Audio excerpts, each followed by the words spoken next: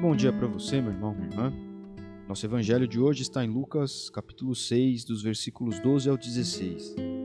E aqui, nessa época, Jesus foi orar na montanha. O evangelista coloca que na mesma época em que Jesus havia feito uma cura e conversado com alguns líderes religiosos, alguns versículos antes aqui, até o 11, ele também foi para a montanha, se retirou para orar. Ficou uma noite inteira ali, na presença de Deus, diz aqui o evangelista, e no dia seguinte, a essa noite de oração na montanha, reuniu seus discípulos e escolheu 12 dentre eles, que foram designados como apóstolos. E aí o evangelista vai mencionar nome por nome. Então Simão, que depois veio a se chamar Pedro, André, irmão dele, Tiago, João, Filipe, Bartolomeu, Mateus, Tomé, Tiago, filho de Alfeu, um outro Tiago, Simão, o Zelote, Judas, filho de Tiago, e Judas Iscariotes, que o traiu. Nós sabemos que aqui, como já até dissemos em outros momentos aqui nas nossas reflexões diárias do Evangelho, Jesus tinha vários discípulos, talvez algumas dezenas de discípulos, pessoas que caminhavam com ele de maneira mais próxima. Não eram aquelas multidões que o seguiam por curiosidade ou porque queriam algo em troca, porque buscavam uma graça, uma bênção. E aí, dentre essas dezenas de homens que andavam junto com Jesus, ele escolhe 12 para serem os seus mais achegados, digamos assim, os seus, de fato, aprendizes. E nós vemos aqui, nesse trecho que está na Bíblia, a mensagem, na versão bíblica, a mensagem, que ele designou esses 12 como apóstolos. E nós sabemos também que os discípulos, eles constituem o germe, o início, a preparação, digamos assim, da igreja. Então, se hoje nós temos uma igreja de milhões de pessoas instalada aqui neste mundo, nós sabemos que, primeiramente, o seu começo, o seu início, a sua plantação, digamos assim, foi no coração desses 12 homens aqui. Jesus então escolhe 12 homens que, como nós vemos nos relatos dos evangelhos, não eram homens perfeitos, não eram pessoas quadradinhas, com suas condutas de vida 100% corretas. Nós vemos Pedro, que pede para andar sobre as águas, mas não tem fé suficiente para acreditar naquilo que ele está vendo, vivendo, passando, e começa então a afundar.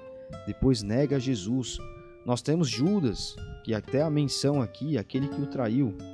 Nós temos Tomé, um incrédulo, que mesmo depois de caminhar com Jesus durante 3 anos, não acreditou ao vê-lo ressurreto e quis olhar as suas mãos. E então, depois de olhar as mãos e o lado de Jesus e ver as feridas, as máculas do sofrimento da cruz, sim, acreditou na palavra que já havia ouvido, daquele homem com quem andara durante 3 anos. Então veja, Jesus não buscou pessoas perfeitas.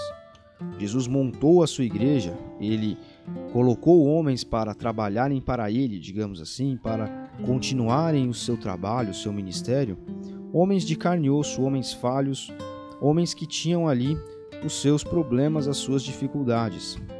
Deus não está procurando pessoas perfeitas. Deus está procurando pessoas com o coração disposto a serem seus imitadores, seus seguidores.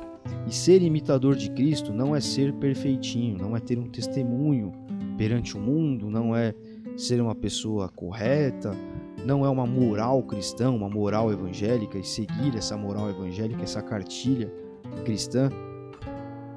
Ser discípulo de Jesus é ser o seu amigo, é ser o seu seguidor, é dar abertura para que ele faça a transformação interna, para que ele caminhe, para que ele seja Senhor da vida.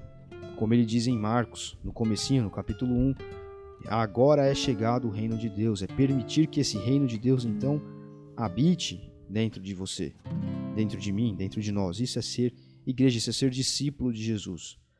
E as pessoas muitas vezes olham para dentro da igreja buscando pessoas perfeitas, buscando dizer assim, mas fulano diz que é crente, fulano vai à igreja, mas é assim, mas faz aquilo. É claro que existem pessoas que avacalham, e isso não só na igreja, em qualquer lugar. E elas avacalham tanto a sua vida que elas acabam trazendo prejuízo para as instituições das quais elas fazem parte, para as pessoas com as quais elas andam, porque elas não têm, caráter, responsabilidade, etc. Mas olhar para a igreja e querer achar que ali você estará olhando para pessoas perfeitas é um erro gravíssimo. Por quê? Porque a igreja nunca buscou ser perfeita. Por isso que a igreja não pode julgar o mundo, por isso que a igreja não pode olhar com superioridade para as pessoas que não fazem parte dela, para aqueles que ainda não seguem a Jesus. Por quê? Porque nós não somos perfeitos, porque a igreja não é perfeita.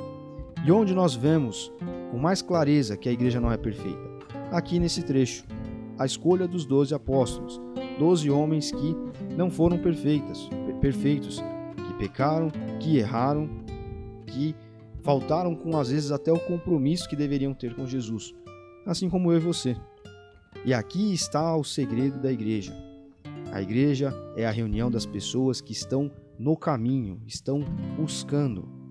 Estar buscando não é ter alcançado. Estar buscando é ter a esperança de alcançar, ter a expectativa de alcançar. E qual é a nossa expectativa? O que nós queremos alcançar? A estatura de Jesus, sermos como Ele. Só que ao mesmo tempo nós não somos perfeitos, porque a nossa natureza humana nos sabota a todo momento. Então nós precisamos estar juntos, unidos, trabalhar juntos, para assim levar a transformação para o mundo, através da oração, através das ações, mas ao mesmo tempo mostrar para este mundo que nós somos imperfeitos como eles são imperfeitos. As pessoas que estão dentro da igreja não são certinhas, não devem ser certinhas, porque não existe um certinho, existe alguém que está na trilha, nos passos de Jesus. E sim, quem está nos passos muitas vezes pisa fora, muitas vezes erra, muitas vezes tropeça, muitas vezes cai. Mas o importante não é estar aí, o importante está no alvo, está em cair, levantar e prosseguir, e cair novamente, levantar e prosseguir. E nós prosseguimos nas pegadas, na caminhada, na trilha de Jesus, assim como esses homens fizeram. Eles perseveraram e eles construíram tudo isso que nós conhecemos hoje por igreja. A igreja começou com essas pessoas aqui, falhas, com essas pessoas aqui que erraram, com essas pessoas aqui que não eram perfeitas, mas que ainda assim tiveram uma grande missão, uma grande comissão dada por Jesus, uma grande responsabilidade, e essa responsabilidade eles tomaram para si e executaram, de plantar as bases da igreja. E nós veremos, se continuarmos folheando a Bíblia aqui lá em Atos, as bases da igreja sendo colocadas por esses homens aqui, pelo apóstolo Paulo, e aqui estamos até os dias de hoje. E estaremos porque assim Jesus disse: as portas do inferno, a maldade, aquilo que é ruim, não prevalecerá sobre a igreja. Então, quando alguém questionar você ou usar esse argumento, abra esse texto aqui, Lucas capítulo 6, dos versículos 12 ao 16, e explique para essa pessoa que aqui começa a igreja. E a igreja começa com pessoas que não são perfeitas, com pessoas que tinham suas falhas, suas dificuldades, mas ainda assim estavam buscando cumprir aquilo que havia sido designado por quem de fato era perfeito. E nós devemos lembrar que aquele que era perfeito foi colocado na cruz, foi morto, foi traído. Por quê? Porque neste mundo aqui não cabe a perfeição. Este mundo aqui é um mundo caído, desesperançado. É o mundo do pecado, é o mundo da imperfeição. E aquilo que é perfeito, é claro, não pode subsistir, sobreviver neste mundo. Certamente será sabotado, será traído, assim como Jesus foi. Então, sempre se lembre desse texto, para que as pessoas possam olhar e entender quem é a igreja, o que é a igreja, como a igreja começou, e por que nós não somos nem nunca seremos perfeitos. A igreja nunca será perfeita, mas ela está caminhando nos passos daquele que é a perfeição. Deus abençoe você. Até amanhã.